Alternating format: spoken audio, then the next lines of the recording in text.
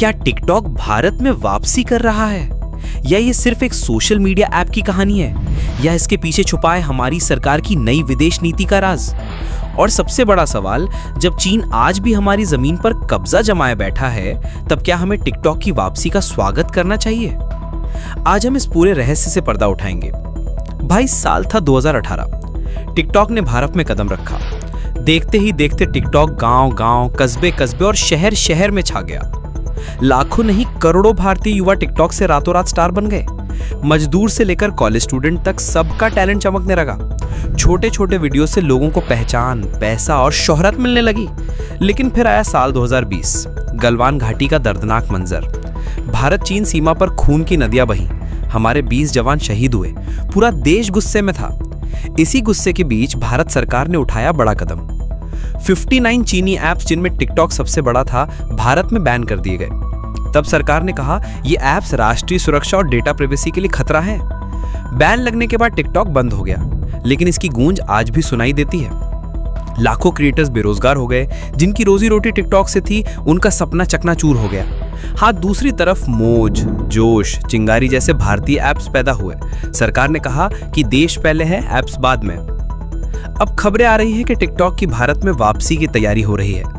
कहा जा रहा है कि मोदी सरकार इसे मंजूरी दे सकती है। मीडिया चैनल्स रिपोर्ट कर रहे हैं कि चीन से रिश्तों में बैलेंस बनाने के लिए टिकटॉक की वापसी हो सकती है। अमेरिका को मैसेज देने के लिए कि भारत सिर्फ अमेरिका के दबाव में नहीं चढ़ता, और भारत के करोड़ों युवाओं को फिर से मौका देने के लिए। अब टिकटॉक वापसी के फायदे। भाई, पहला, क्रिएटर्स का पुनर्जन्म, लाखों युवा फिर से कमाई कर सकेंगे। दूसरा, आर्थिक फायदा, सरकार को टैक्स और भारत को बिजनेस के मौके मिलेंगे। तीसरा, लोकल पार्टनरशिप, अगर टिकटॉक किसी भारतीय कंपनी के साथ आता है और डेटा सेंटर भारत में बनाता है तो सुरक्षा का खतरा कम होगा। और चौथा, अंतर्राष्ट्रीय राजनीति, चीन से रिश्ते सुधारने और अमेरिका को चौंकाने के लिए एक कार्ड। लेकिन भाई, यहाँ सवाल खत्म नहीं होते। टिकटॉक की वापसी पर सबसे बड़ा विरोध यही कहता है कि जब चीन हमारी जमीन पर कब्जा जमाए बैठा है, तब हम उसकी कंपनी को क्यों बुलाएं? पहला, सीमा विवाद जारी है। अरुणाचल, लद्दाख और कई हिस्सों पर चीन अब भी नजर गड़ा है। दूसरा, डेटा सिक्योरिटी रिस्क, टिकटॉक का डेटा कहीं चीन के सर्वर तक गया तो? तीसरा, देश की गरिमा का सवाल, जवानों की शहादत को भूलकर हम टिकटॉक का स्वागत कैसे कर सकते हैं? और चौथा, भारतीय ऐप्स का नुकसान, मौज जोश जैसी कंपनियां डूब जाएंगी। अब पॉलिटिक्स और टिकटॉक। कुछ न्यूज चैनल्स कह रहे हैं कि यह सिर्फ ऐप की वापसी नहीं है, बल्कि मोदी सरकार की स्ट्रैटेजी है। 2020 में जब टिकटॉक बैन हुआ था, तब सरकार ने चीन को सख्त मैसेज दिया था। लेकिन अब अगर टिकटॉक लौटता है तो ये अमेरिका को सख्त मैसेज होगा। कहानी यहाँ विदेश नीति की बन जाती है, ऐप्स और क्रिएटर्स तो बस मोहरे हैं। अब जनता और क्रिएटर्स की भावनाएं। टिकटॉक की वापसी की खबर सुनते ही लाखों क्रिएटर्स फिर से सपने बुनने लगे हैं। कुछ कह रहे हैं कि हमारा करियर वापस लौटेगा, कुछ कह रहे हैं कि ये हमारी इज्जत और शोहरत लौटाने का मौका है। लेकिन बहुत से लोग गुस्से में भी हैं।